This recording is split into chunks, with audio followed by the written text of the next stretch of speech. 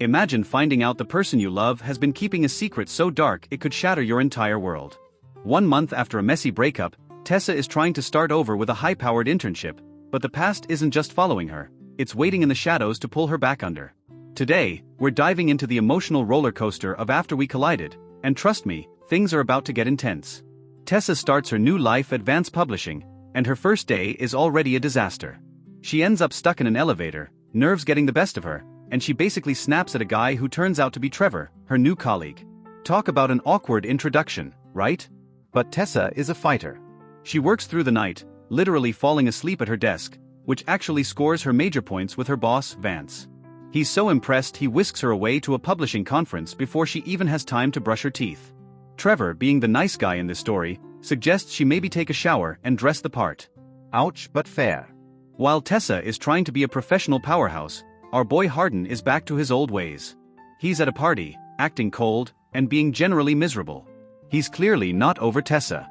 In a moment of liquid courage, or maybe just pure desperation, Tessa calls him while she's drunk. She's upset because he hasn't reached out, while he's insisting he's sent a million messages she never answered. Classic miscommunication, or is there something more? Back at the hotel, things go from professional to chaotic real fast. Tessa ends up in a room with Trevor, spills wine on him, and tries to help him clean it up. Naturally, this is the exact moment Hardin uses her GPS to track her down. He bursts in, sees Trevor shirtless, and loses his mind. He kicks Trevor out and starts a fight, assuming the worst. It's that classic toxic jealousy we know all too well. But here's the kicker, after all that screaming, they end up spending the night together. Morning comes, and the regret hits immediately. Tessa tells Hardin it was just the alcohol talking and it meant nothing. Then, in the heat of an argument, she lets it slip that she kissed someone else. Hardin, being Hardin, retaliates by claiming he slept with someone named Molly. It's a total mess of eye for an eye, and honestly, you can feel the heartbreak through the screen. But life doesn't stop for a broken heart. Tessa discovers through Trevor that Hardin actually used to work at Vance Publishing in her exact position. That's how the two guys know each other, and it adds this layer of competition that Hardin just can't handle. Meanwhile, Trevor is playing the part of the perfect alternative. He buys her a car recommendation, helps her with an anniversary gift, and is generally the stable guy Hardin isn't. Just when you think Tessa is moving on, Hardin shows up at her place with his mom Trish. He hasn't told his mom they broke up, so he begs Tessa to play along. Seeing them together again feels like old times, and they eventually reconcile in secret. But the peace doesn't last long. Tessa finds out her own mother has been hiding the fact that her estranged father tried to visit her. Feeling betrayed by her own blood, she runs right back into Hardin's arms.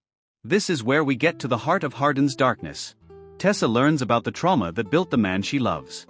As a child, he watched his mother get attacked because of his father's debts. It's heartbreaking. His nightmares only stopped when he met Tessa.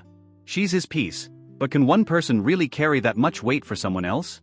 Hardin tries to make it up to her with a perfect day, where he does whatever she wants, even yoga, without complaining. For a second, they look like a normal, happy couple. They even babysit for their boss, and everything feels right. Hardin finally asks for a second chance, and Tessa, unable to stay away, says yes. But a Christmas party with Hardin's estranged father ruins everything. Hardin sees his dad acting like a normal, happy guy and loses it. He hasn't forgiven him for leaving them after that horrific childhood incident. A physical fight breaks out, and the holiday spirit is officially dead. Hardin's mom gives him some tough love. His resentment isn't just hurting him, it's dragging Tessa down too. And she's right. The tension follows them back home. At a frat party later, things boil over when Tessa gets into a literal girl fight with Molly. In the aftermath, Hardin sees a message on Tessa's phone from Trevor about them enjoying Seattle together. He assumes she's cheating and storms out. Tessa follows him, sees him talking to another girl, and in a fit of spite, kisses a random guy just to hurt him. They part ways in anger, and this leads to the most terrifying moment of the story. Tessa tries to call Hardin while driving, gets distracted, and crashes her car. When Hardin calls back, Trevor answers the phone and tells Hardin to stay away from her. The guilt eats Hardin alive. He thinks he's the poison in her life. The story builds to a climax at a company party where Vance proposes to Kimberly. It's a moment of pure joy that contrasts sharply with the chaos Tessa and Hardin are living through. Trevor finally admits to Tessa that he interfered between her and Hardin, telling her there's more to the story. Tessa sees Hardin across the room, and despite the car crashes, the fights and the secrets, they find their way back to each other once more. But as they walk away, they run into a homeless man on the street. Tessa looks closer and realizes it's the person she's been looking for, or running from, her entire life. It's her father. So, after everything they've been through, do you think Tessa and Hardin are actually soulmates, or are they just two people holding onto each other because they're afraid of being alone? Let me know in the comments if you think Hardin can ever truly change. And don't forget to like and subscribe for more recaps like this. Thanks for watching, see you in the next recap.